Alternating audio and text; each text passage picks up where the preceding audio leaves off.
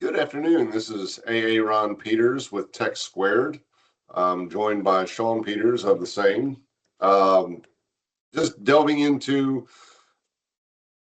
phishing, smishing scams and threats to be aware of, and how you can both protect yourself and move forward in the digital world, especially pertinent this time of year as we're going into the holiday season.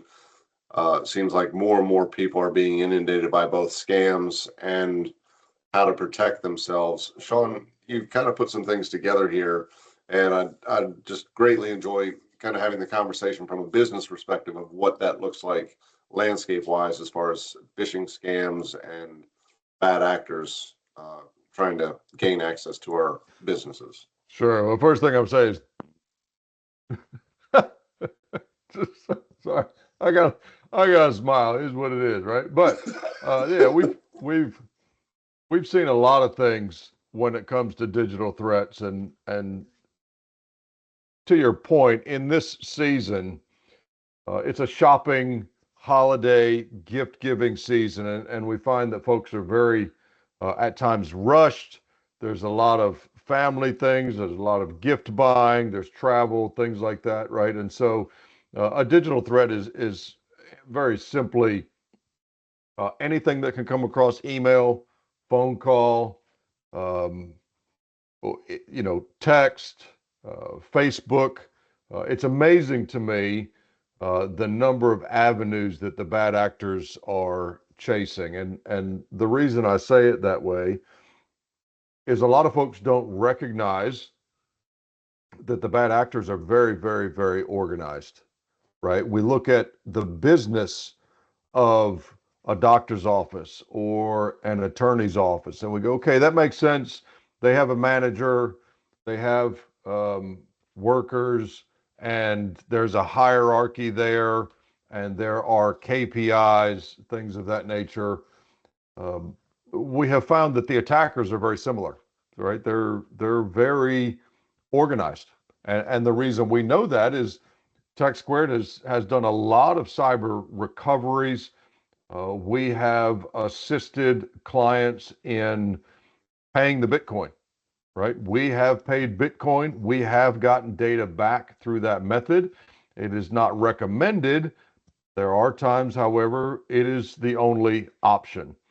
Um, Definitely take that with the grain of salt, and make sure that anybody that is in that predicament is evaluating whether or not it can be recovered by decryption. We've seen it where it has encrypted the UPS computer. We have seen it where it has encrypted a dentist's X-ray database, right? So there were no X-rays available to the office. Um, but in doing so, one of the things that we've run into in the past is there's always an email account that you end up negotiating with the bad actor, right? There has to be that back and forth. And in that negotiation, we have run into in the past where we've asked for a decryptor that would work on multiple machines because the encryption spread and hit multiple machines.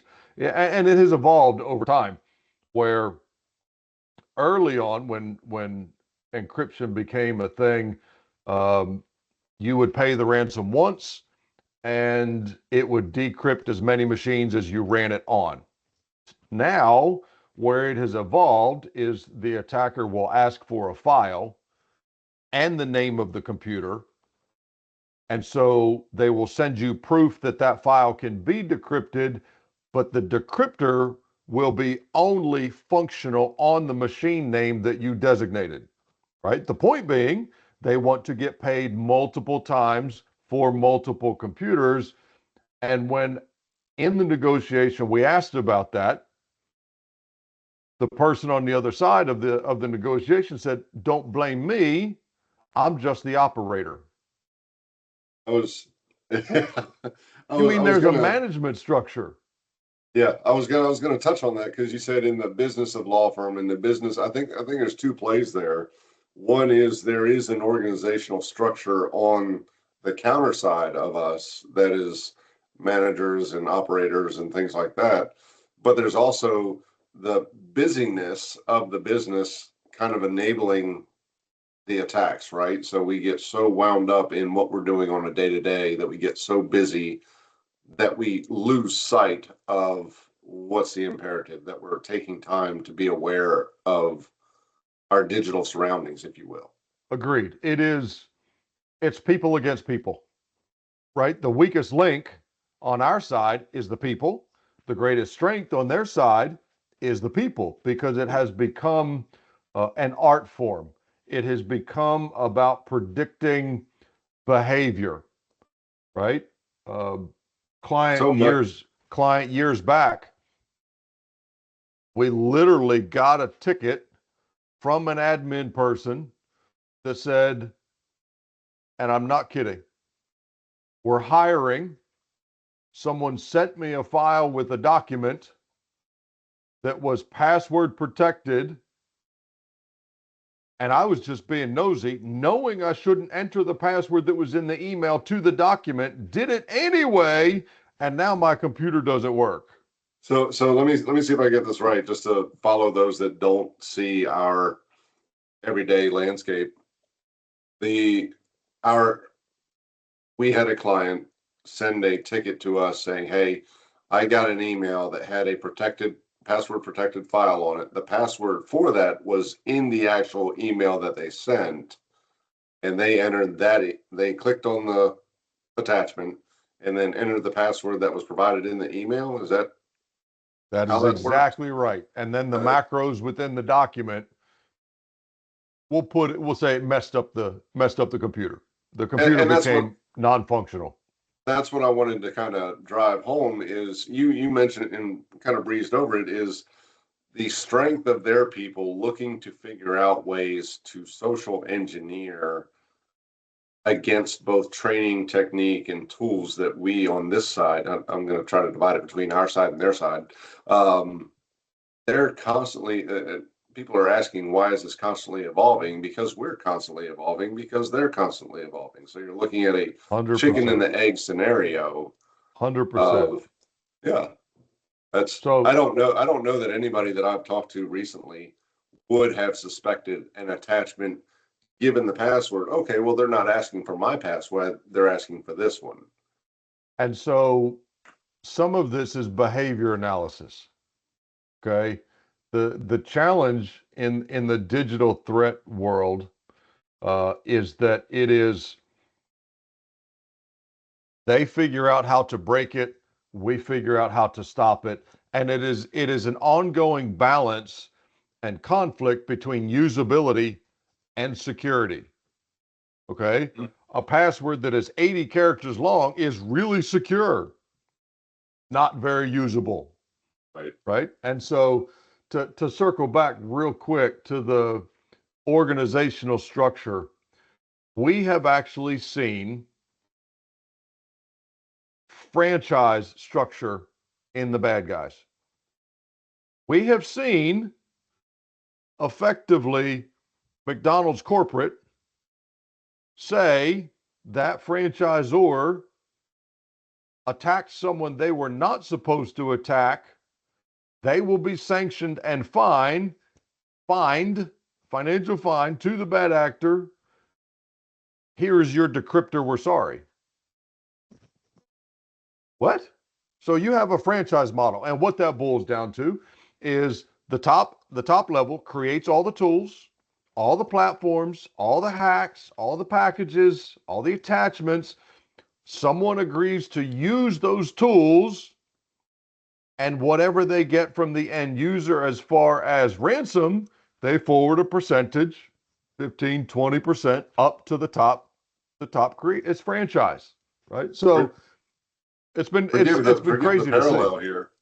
Forgive the parallel here, but what I'm hearing you say is they have their outsourced business development. So it's not necessarily the tools that we're fighting. We can put up blockers and filters and all this in place for the tools, but to your point of the strength is their people, basically those outbound business development reps that study people and tendencies, that's where the social engineering comes from, and that's where That is the element. So in McDonald's, right? McDonald's creates the supply chain, right? They set up everything. We buy chicken nuggets from this guy. Your shake machine, while always broken, comes from these people, right? And the franchisor, their job is to staff and train people to deliver on all of those things. And we all know there are some franchises that do better at that than others. And we've all been to restaurants, fast food chains, where we know the local leader was not doing a good job because the experience was terrible. We come back 6 months later, the experience is completely different. So yes, there is leadership.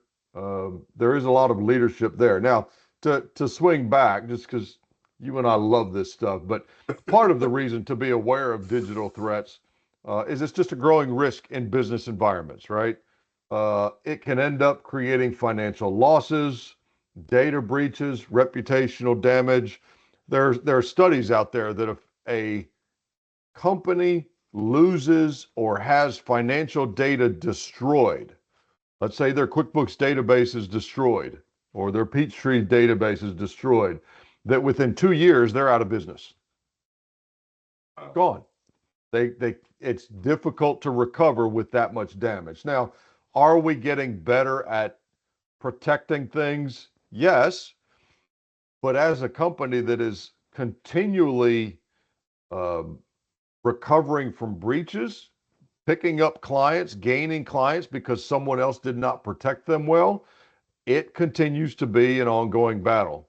Um, we've been part of a business that suddenly lost access to all 360 Office 365 email boxes due to a compromise. While that didn't necessarily hurt them financially, it was super frustrating and distracting from the business that they should be doing. They couldn't email their clients. Uh, they couldn't do what they did in the business because they're just now fighting this. How do we gain control of Office 365, right? So sometimes it is a simple loss of productivity, right? Reputational damage can come from sensitive client data that is leaked, right? That is out there on what we call the dark web, which is essentially a storefront for stolen goods, right? Digital stolen goods. Um, we have seen attackers that have compromised a medical database and then will go through that medical database if the ransom is not paid, calling the patients of the doctor's offices and going, hey, we stole your data. They haven't told you. We have your personal information. And they threaten to do that and will do that in order to create leverage to try to get paid, right? So, why does it matter? Protecting sensitive business data, minimizing downtime, and maintaining trust, right? Sometimes all we have in the business world is the trust that we maintain with clients, right? There is an enormous amount of trust when we deal with clients, when we deal with bosses, when we deal with coworkers, right? And so sometimes it's just avoiding the mess of cleaning up a compromised account, right? It also helps you protect vulnerable relationships with your coworkers, your boss, your clients. It can be, it can create a lot of conflict when it's pinpointed. that was one of the things that I wanted to, you mentioned earlier, the balance between security and usability. There's a constant tension there, which is kind of where Tech Squared lives, is in that tension of, okay, it has to be usable, otherwise it's not functional for the business. But at what point does, I guess, resilience kind of, or does resilience kind of trump the everyday user's idea of lock it up, give me an 80 character password, secure it, versus being able to provide a redundancy or backup? And I don't want to get ahead of ourselves, but resilience in addition to security, if that makes sense. Like just being prepared of what's out there ahead of time Sure. so that you can be prepared to act sooner. And so there's multiple layers to that. What the simple answer is the navigation of that risk is one of the ongoing back and forth relationships that we have with our clients. We can make it more secure. The question is that okay with the client? Do they need that type of security? And how do we find that balance for their industry, their particular circumstances? There are some things that we absolutely will refuse to do, right? We had a client years back that said, hey, I want a blank password for everyone to log into the server and use our QuickBooks. And we said, no. So there are some minimum standards. However, managing and mitigating that risk is typically client specific. And what's an example of that? It used to be that Microsoft Exchange email, right? What everybody knows is Office 365, that used to be at each client's location. The benefit to that is that we can very easily say only people, let's say in Georgia, can get to this server, or only people that have a VPN can get to this server and use this mail. Only people inside this firewall can use this mail. The benefit of Office 365 is that it's available everywhere. The downside is it's available everywhere. And so, per client, we have some clients that travel overseas. A lot of attacks come out of Russia, come out of China, come out of other countries. And while we can kind of segment that off and go, don't allow the login from those other countries, some people are traveling to those other countries. When I traveled to the UK a couple of months ago, we have done that for ourselves. Our email, I could not log into our email services, our OneDrive, our SharePoint from the UK. I was required to establish a VPN connection that proved I was in the United States before those services would be available. Now, the downside is the bad guys can very easily get a VPN that says they're in the United States, right? So you see the back and forth, Yep. right? Yep. I have seen e-commerce orders that they do risk analysis, and they say, yes, this guy placed an order. Yes, the IP address was from Miami, Florida, but they're using a VPN and a proxy of some sort. Yeah. Okay, so you're using a VPN from somewhere in the Netherlands or wherever to look like you're coming through Miami and hope the shopping cart doesn't notice. So now, one of the questions we get about phishing is why do people do it? Why do they do it? And the simple answer is they do it because it works. Mm-hmm. If it didn't work, if it didn't work, yes. they wouldn't do it, right? So common characteristics, what you will see is spoofed sender addresses, right? This example says Isaiah Brooks, but you notice there's nothing about Isaiah Brooks in the Gmail account. There's a sense of urgency and request for, for sensitive information. Now, this one in particular, what's going to happen if I see this is order payment verified. I'm going to dig into the mindset a little bit, and I'm going to say, I didn't order anything from Geek Squad. I'm going to call this number and get that canceled. That's the sense of urgency. And they're saying they've already charged my payment because they're using the word receipt. Mm-hmm. Now, one quick tip Very, very common that inbound junk mail, and I'll show you two examples on the next slide, very common they come from Gmail. Do you have a percentage? One of my personal recommendations for my Outlook, I have a rule that anything that's coming from Gmail that is not listed specifically in my address book immediately goes to junk mail.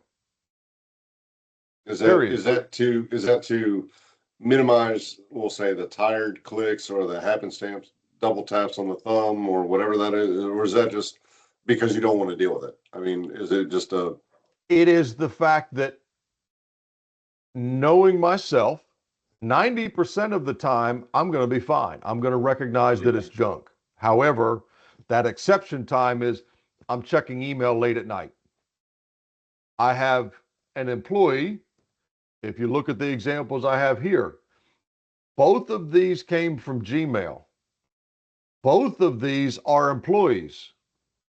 Both of these are asking to switch ACH or direct deposit information. hmm, There is a sense of urgency here. How do I change that so I get a paycheck? yeah? The reason I use this specific example is we have had a client doctor whose payroll department got one of these, Ooh, changed his payroll direct deposit, and did not realize it until he called and went, "Where's my paycheck?" oh, at that point it was already gone. I mean, it would It have was had to been, gone. right? It was Okay. gone. It had already been Phew. sent somewhere else. The point is, what they took advantage of was a lot of people don't see the email address that it's coming from. They're used to just seeing the name. Number one. Number two, when coming from a doctor to an administrative employee, one of the things that we know by research is that people tend to respond differently to people that are in a station of authority above us, or at least a perceived station. They've done the research where somebody came in and told somebody to do something without a lab coat or doctor's lab coat on versus somebody come in and asking them to do something questionable with a doctor's lab coat. That sense of authority is not uncommon, right? There is something known as impersonation. If you look at the second example from Matthew Pendleton, you notice it says this sender may be impersonating someone in your organization. On your spam filters, you can list some of your top people: CEO, COO, CMO. Thus, when things like this come through, there's a red flag. Now, this one went to my junk mail because I don't look at Gmail. Automatically kick it out. But it creates a little bit of a highlight. The reality is, this is our reaction to something the bad guys started doing. And again, to your point, they make these attacks in this fashion because they work. So Because they work. I love the book Atomic Habits because he makes the point of making things hard to, actualize or hard to access. That Gmail rule that you have just puts that completely out of your hands effectively, which eliminates these two kind of right off the rip. I literally dug these out of my junk mail because I knew Yeah, they would be in there yeah. in creating this presentation. I have a good friend who is in the role of a CIO for a major hospital organization, has been for the last decade. His rule in his email is that unless it is in his contact list, everything is deleted. Oh, Period.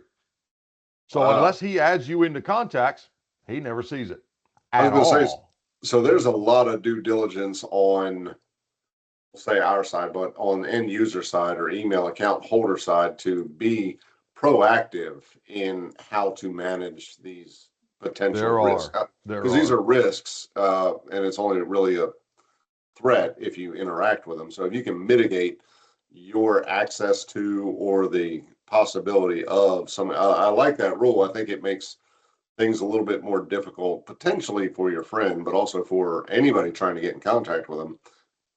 But he's willing to take that because the risk of him clicking on something from somebody he doesn't know is obviously elevated. So he just, if I don't know you, you don't get in.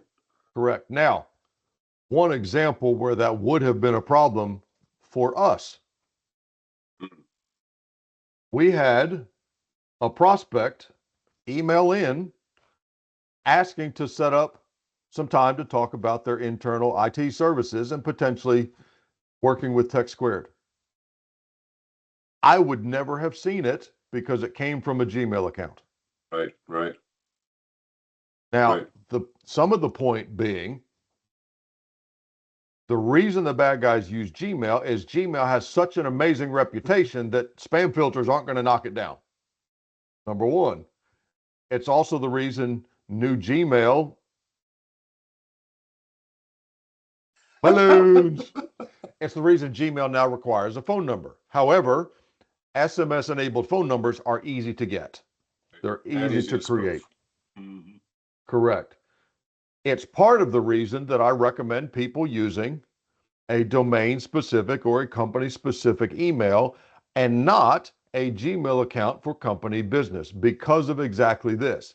If it's yahoo.com, outlook.com, or gmail.com and you're not in my address book, I'm not looking at, I'm not seeing it. Yep, Now, yep. once every couple of weeks, I will, roll through there and see if there's anything I missed. And recently, I'm on the board of directors for the Better Business Bureau, and I had missed an email from one of the board members because it came from Gmail and it was 2 weeks old. Yeah. Now, did it harm me in any way? No, it did not. I added them to my mail, to my contact list. I will see it the next time. My tip for phishing and things, anything that involves money, I would make sure to verbally authorize. This is true whether a president is sending an SMS to an internal accounting person saying change the banking information, um, whether it's employees that are looking to change direct deposit or ACH information. The number of stories that we've had where people have changed this information and lost money, sometimes Mhm. over $1 million, is real. And so one of the things that I would suggest is that leadership, top leadership, recognize that for anything financial related to expect a verbal authorization. As I maintain some of the employee direct deposit information, I get a notice. They have the ability to change it themselves, but I get a notice anytime it's changed, and I call every time to validate that it has been indeed changed on purpose and that someone hasn't compromised the account. So expecting those verbal authorizations, not going, I'm too busy to get on the phone and give a verbal authorization. It's something that I would recommend to be expecting. Smishing, as silly as that word sounds.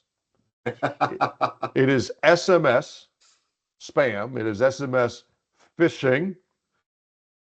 And you notice this one is an example I pulled out of my own text messages that asks me to do something about freedom first. Where is the sense of urgency? Yep. Says you deposited a check and it bounced. Sense of urgency. Ah.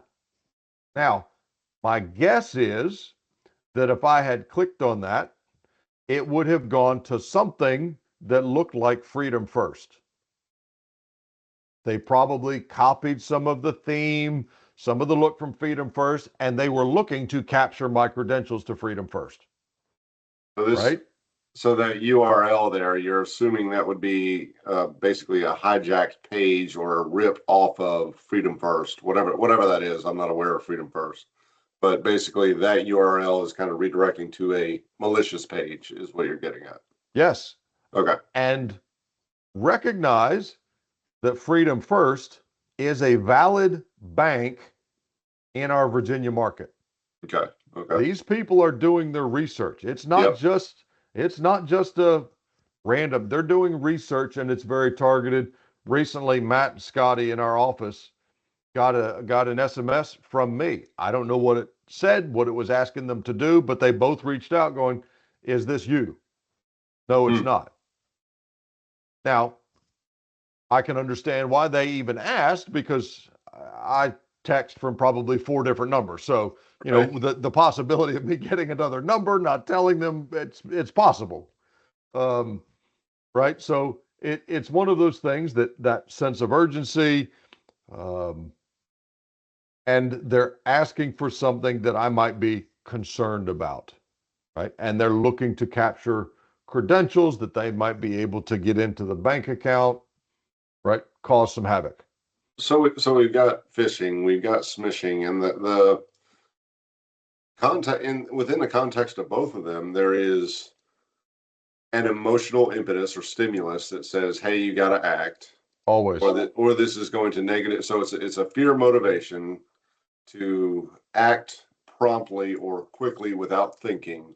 So you can start to kind of delineate or line out where your vulnerabilities are as far as if nobody can get to you via Gmail because you automatically filter those out, you eliminate that. If you know you don't have an account with Freedom First or you know exactly where your accounts are, you can kind of filter out. So it's a processorial filter that you can start to engage or recognize these social engineering aspects of what they're trying to do and kind of build your resilience through awareness and security through awareness. And again, to your point, just put tools and walls in place or checks and balances in place so that if something gets through to you via text message, which I don't know that there's any filters for those, you already know ahead of time, like, okay, Freedom First is not on my list of things that I got to worry about. Eh. You're suggesting that there is not an element of luck in this and they don't get my bank correct. I've Yes. seen them get the bank correct. I have seen them send a document of something similar enough to what I'm expecting that it would seem legitimate, right? If, Hmm.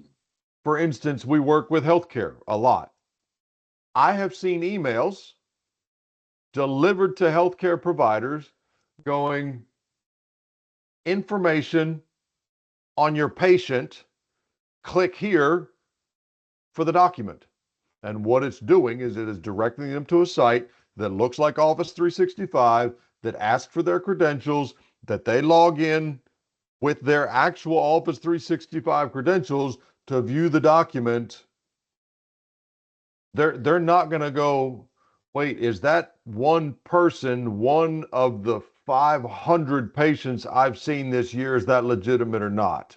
Right? So, in their rush, in their efficiency, right, our brain automatically filters out a lot of information.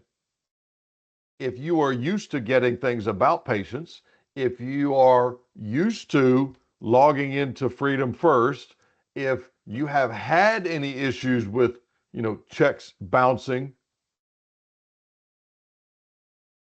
Yeah. right? There is an element of very, very pernicious and focused attacks like this. It's not uncommon, and it even me, I have had to double take on one or two in the past and go, wow, that's good. Almost got me. It's kind of and it's kind of funny where you engage others in these conversations and they're like, oh yeah, obvious, obvious, obvious. And then you get to that point where there's like, wait, is it? I had a real estate agent friend that she sent me something. It was a link. I wasn't anticipating it. I called her. I was like, "Hey, was this you?" She's like, "Yeah. Why'd you call me?" I was like, "Well, because that's part of my check and balance is if it's that kind of close, like you mentioned, I'm gonna be like, hey, what other method of authorization or authentication can I use?" And to your point earlier, I think verbal authorization, verbal confirmation is just one of those big things that I currently deploy or employ to verify if it's that kind of close. And what I would suggest is that we have a closeness to it. We have an awareness to it. Mm-hmm. Imagine an employee that is dealing with 1,000 patients, that is really overburdened with the amount of tasks and the complexity in their job. Chances of these things slipping by, it, it, it's it's not it's not uncommon. So some of the online scams that we see is fake invoices. You notice the one again. I had to dig it out of my Gmail account, and that's why if you look at the image, it's why the PDF invoice is grayed out because it's in my inbox. It says no, it's blocked because it's in your junk mailbox. PDFs can be damaged and can be used to hurt computers. Can be done. Another one that we see is tech support scams, a pop-up virus notice. Somebody goes to a website that has been compromised, or they are searching for a website instead of knowing the exact website to go to. Right? Some of these bad guys are going to run Google ads just as much as somebody else to try and get a bad website up there in search rankings. And when somebody clicks on it, all of a sudden it pops up and says, you have a virus, and alarms are going off, and it's really noisy, and it goes to your speakers. That one alone, we have seen a doctor click on a page, call into our help desk, yelling at us that we were terrible, terrible providers because we let this virus get on his machine.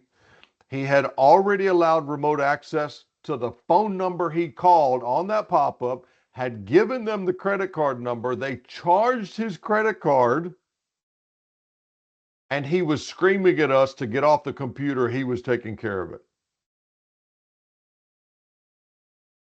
I, Our, I, I, our staff clicked start, shut down. We turned the machine off. They I have had so many remote questions. access. It has been years, Ooh. and his staff still gives him grief about it. He became slightly nicer to us after he understood what happened. Yeah, His yeah. perception, I have seen another client that had given remote access to the laptop. They were asking for server credentials. He had given them server credentials, and the only thing that saved him was that he could not find his power cord for his laptop, and his laptop turned off. Not kidding. And the person started calling them back, and he reached out to us and went, I just had a second thought. Yeah. Should I be doing this? And we said, absolutely not. So that So, that that space for thought, that time for thought is kind of why they go for that sense of urgency, right? Where they're like, "Hey, click this yes, now," yes, or and yes. and wow. And so, a couple of things around that. The idea is to manipulate employees, create a sense of urgency to reveal data. They can get on remotely, right? They said, we want to check the security of your wireless. We think there's a compromise there. We've seen a number of things. I would also suggest that as a note of caution, it is super easy to fake caller ID. Mm-hmm.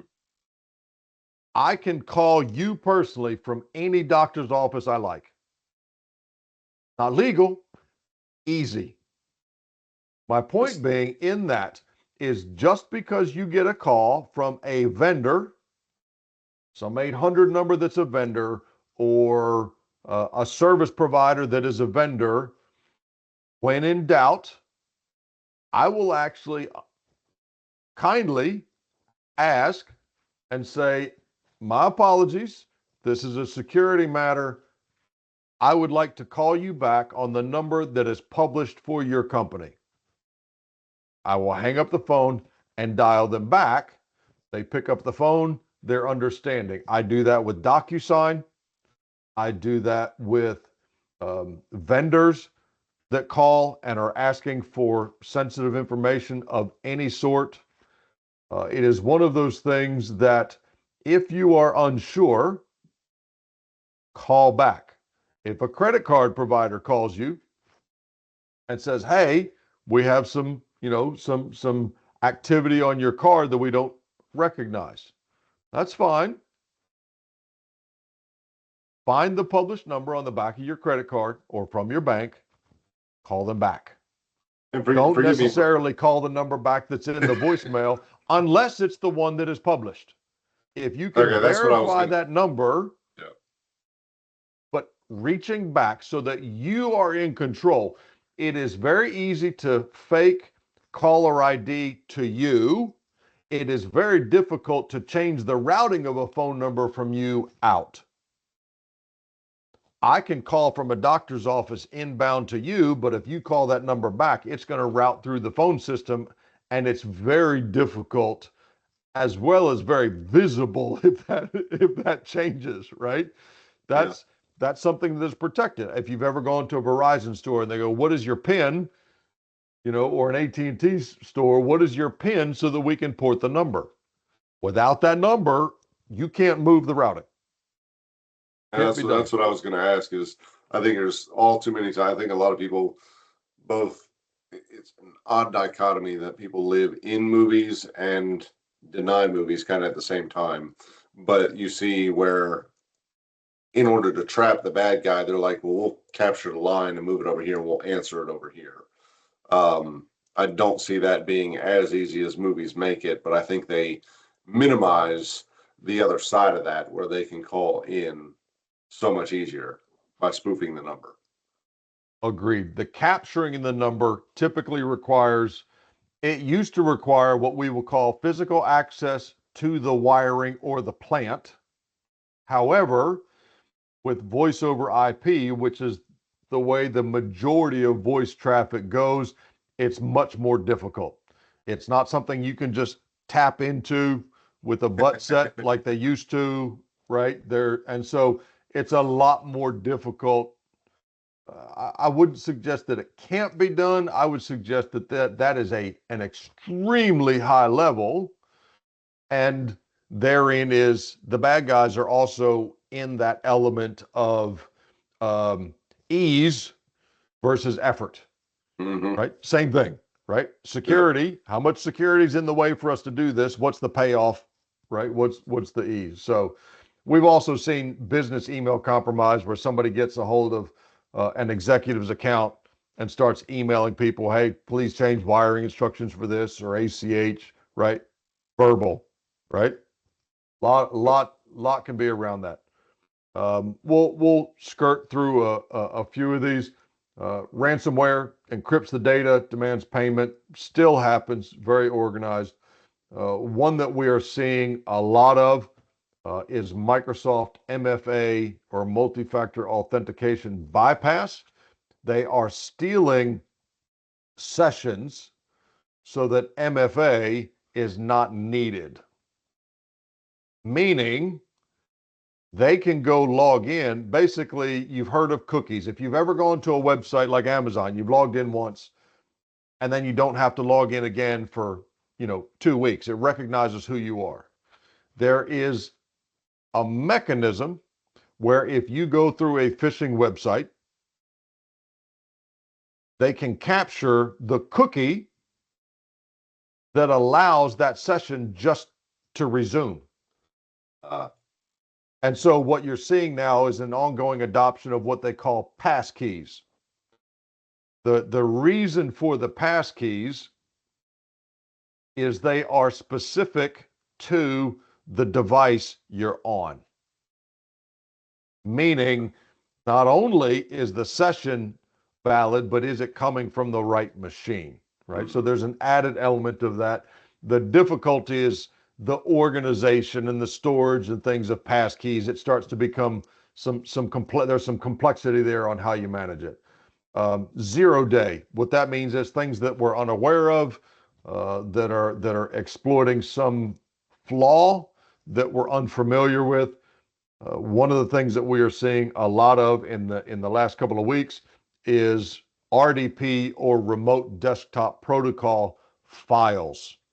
What I mean by that is most folks don't block RDP files inbound by email. Why? Because very few people email them around. Well, with a lot of things going into the cloud, there are folks using RDP for remote access to their QuickBooks, or some are using it for remote access to their EMR, the electronic medical records. The challenge with it is that most business firewalls that we've seen to date rarely, at the small business level, they do at the enterprise level, small business level, rarely block any connections that are outbound. RDP is an outbound connection. And so one of the processes that we have updated over the last couple of weeks for Tech Squared is all of our clients have RDP files inbound through email blocked. They can't get them. And then we have specifically blocked outbound RDP connections, right? Mm-hmm. So that's that development. They say, let's try something new. The environment has changed. People are using this in different ways. Can we create an outbound connection that we can either capture their credentials, or RDP has functionality within RDP where you can share your clipboard. You can have access to the local drives. So if you successfully connect an RDP to the other side, depending on the configuration, they may have access to your local drives. Mm. Right? So yeah. One of the new things that we're seeing. To your point, we talked a little bit earlier, so we've covered some of this, but recognizing the red flags, misspellings. A lot of attacks are coming from countries where English is not the primary language, so you see misspelling, you see errors. Some of those, quite honestly, are intentional in order to bypass spam filters, right?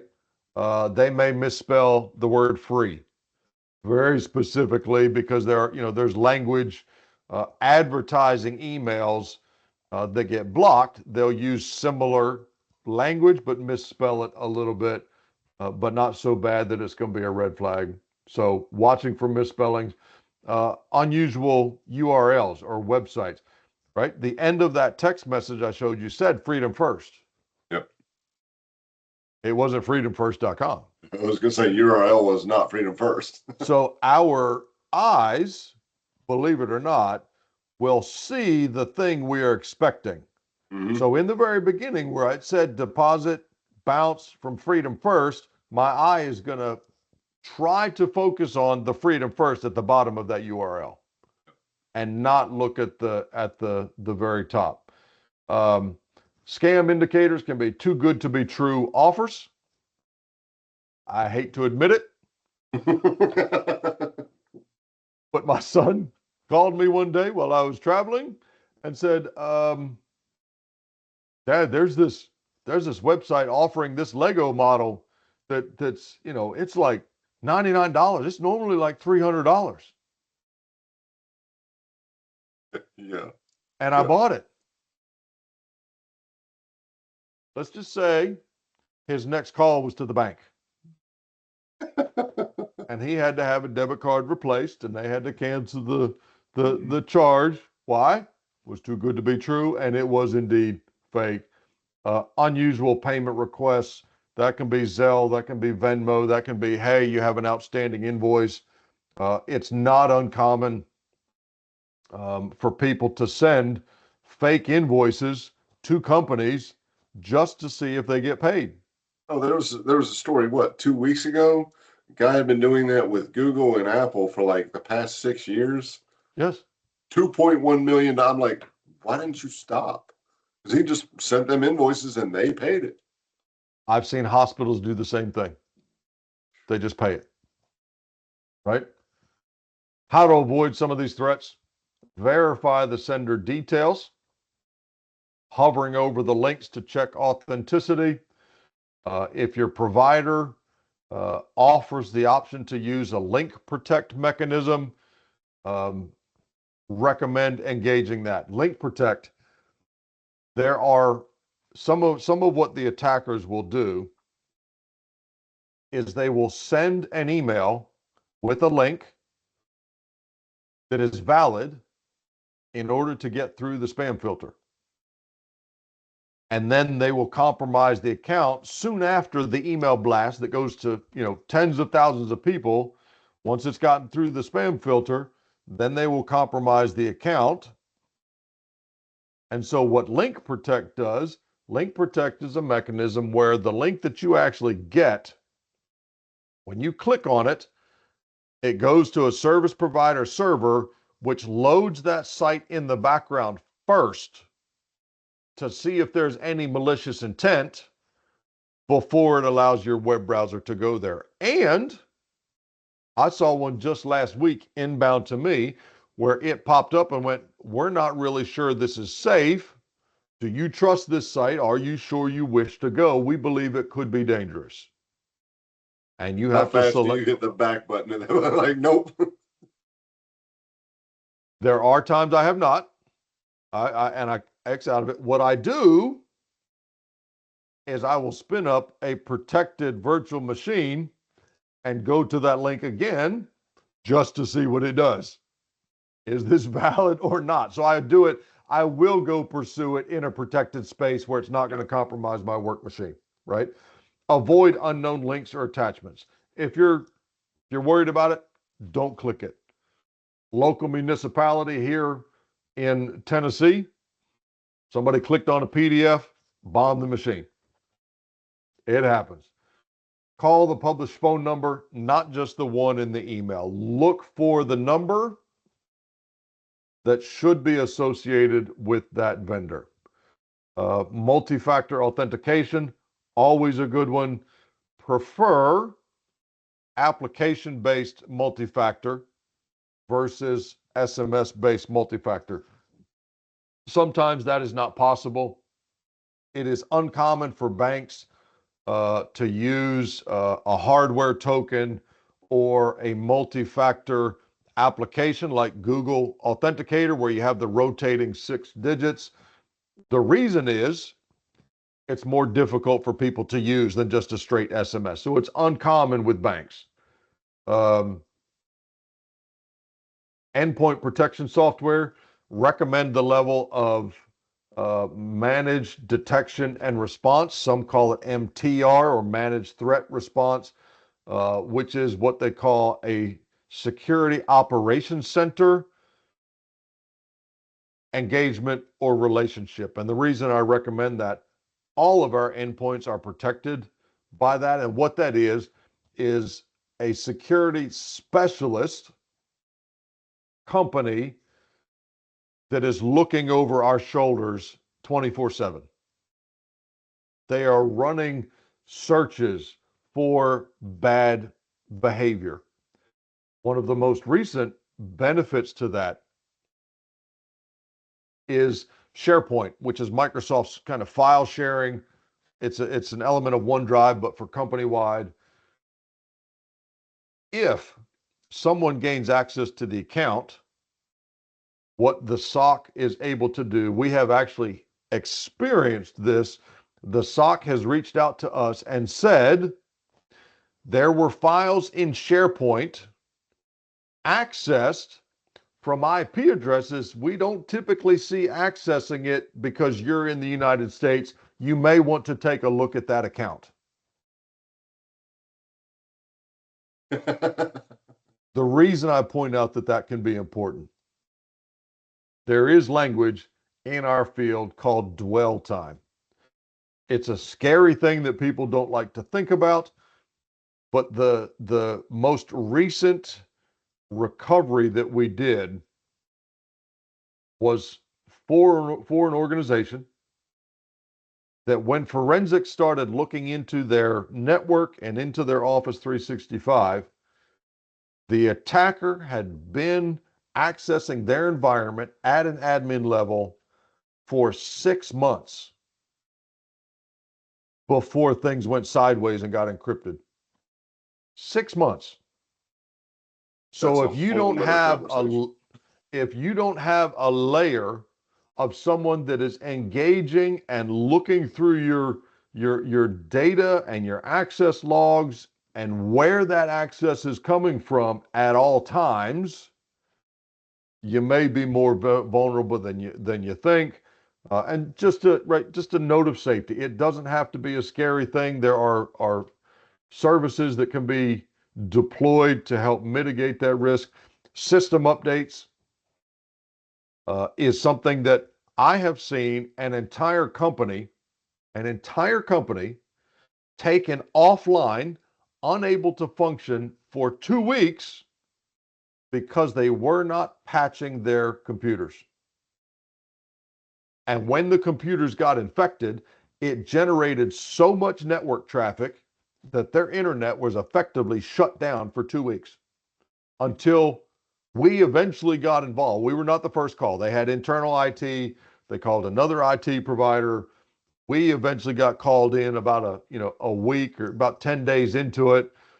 And one of our values is think simple. And we went, y'all are looking at firewalls. Y'all are looking at servers. Y'all looking at a whole bunch of silly things. Are these machines patched? No. You have a virus is what's going on.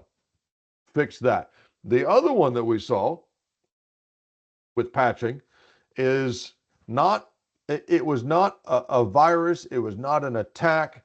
It was very much a productivity issue, meaning they were fighting with a server that every day was doing what they call the blue screen of death. It was effectively shutting down in the middle of their workday and had to be rebooted.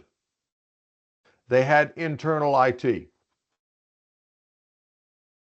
I went on site, looked at it, and I said, your server is not patched. There's a specific fix to this issue that I'm seeing in that patch.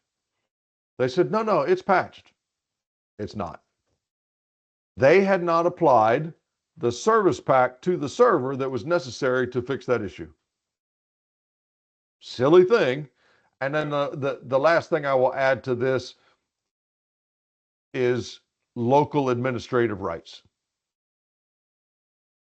It is one of the most dangerous things I've seen.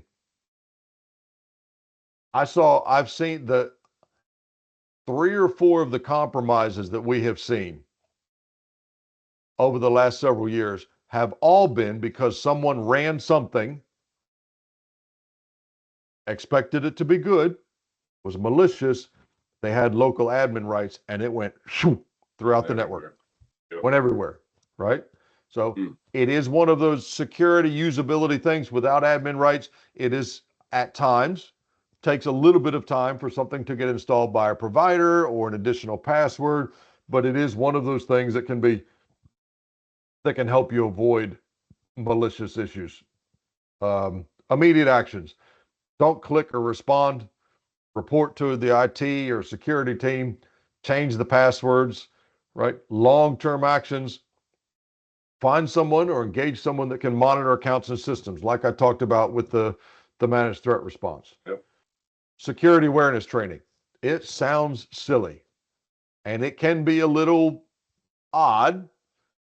The things I personally have learned, and I'm in the industry, is wild. The compromises I have seen in the wild.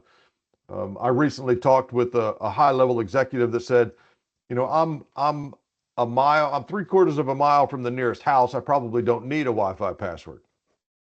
And yet I have seen large companies, some of the training I went through, large company, I think it was, don't quote me on this, I think it was Uber, that was compromised because someone gained access to the home network, the home Wi-Fi network, and was able to push or compromise things because they're on the same network, Yep.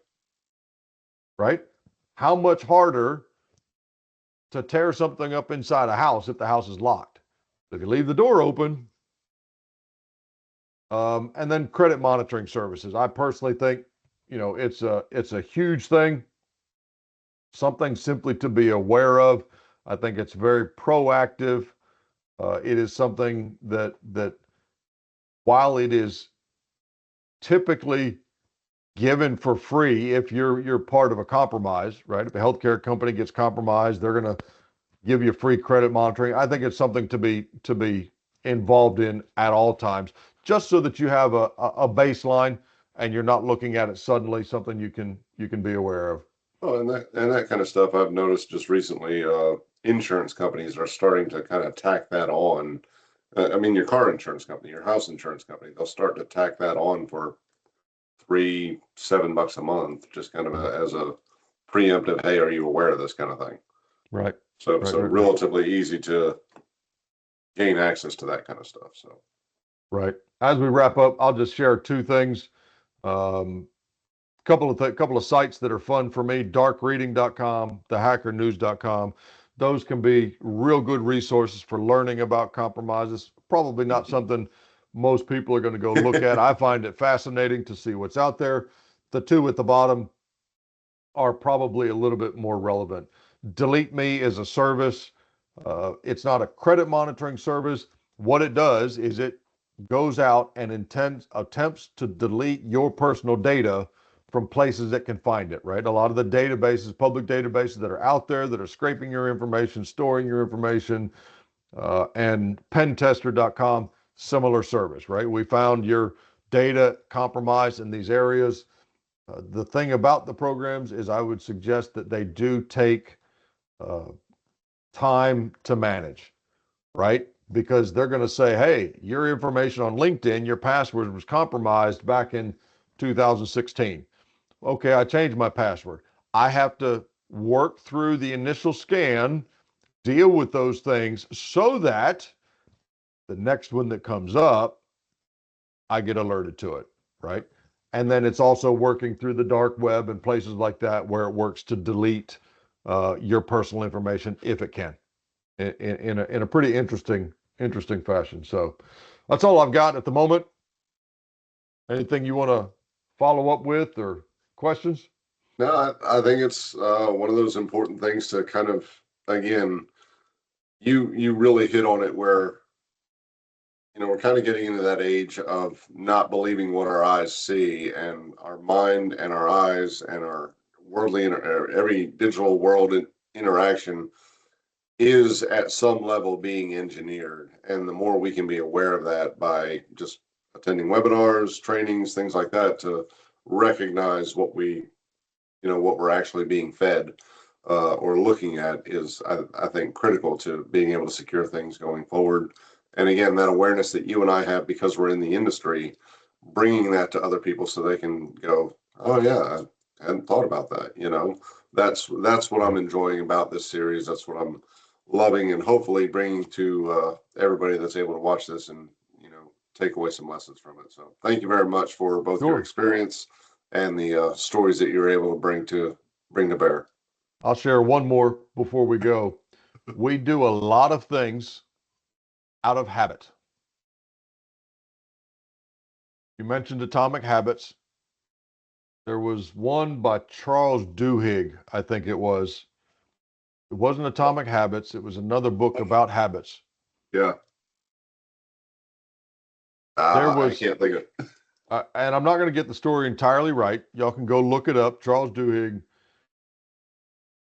They had a lot of fighting in the Middle East, and a general that came in and fixed it started looking at it and went, what's going on here? And if memory serves, it would start to get near dinner time, and then all of a sudden there would be some big riot, and they didn't understand what was going on. And he looked at it, and as it neared dinner time, people would start to get agitated, and they would pick fights. The way he solved it, and I'm going to go read the story just to refresh myself. The way he solved it is he got rid of all the food vendors in the market. So when people started getting hungry, they didn't go looking for food vendors, they went home. And the conflict evaporated overnight. Overnight, right? So the point is cybersecurity is very much driven by habits, and it's very much social engineering to take advantage of habits that are really, really good. You know, somebody emailing and saying, hey, you know, emailing the HR and saying, can I change my direct deposit information? That's not a bad thing. They do that all day long. That's their job. That's what they do. But if it doesn't come from you, so it's the awareness to interrupt that habit, go, wait, something about this is off. So it does take some critical thinking skills in order to not be compromised. It is an art. It is about people. So definitely educate your folks and work with folks that can help you grow and secure your data. So thanks for watching. Thanks for your time.